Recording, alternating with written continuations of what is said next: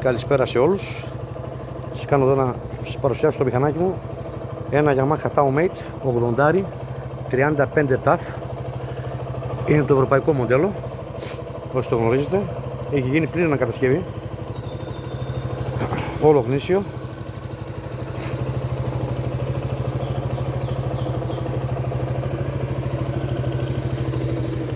Μόλις έχει στρωθεί.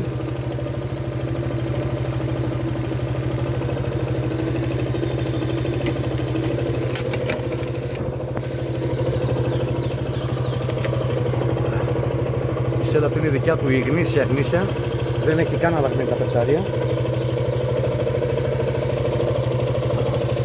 Γνήσια εξάτμιση, τα πάντα όλα, τα ακούτε, ραπτομηχανή έτσι.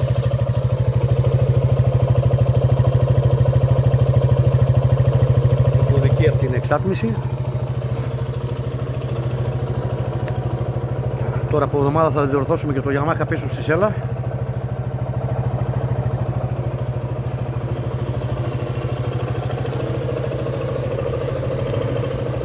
Είναι η πρώτη ανακατασκευή που έχω φτιάξει.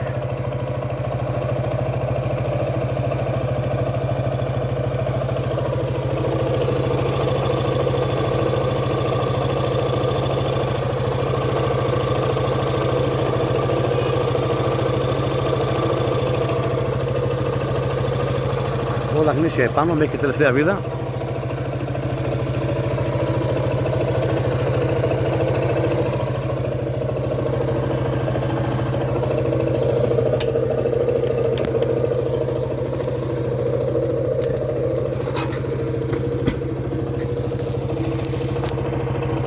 Βλέπετε τη σέλα.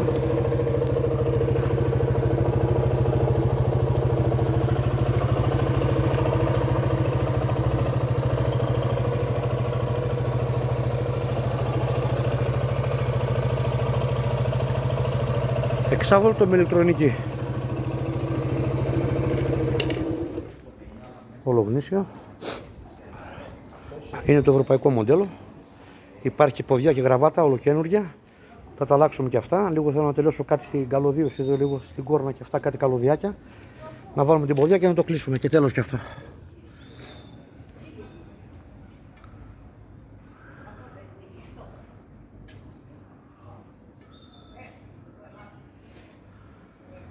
TAF 80 35 TAF.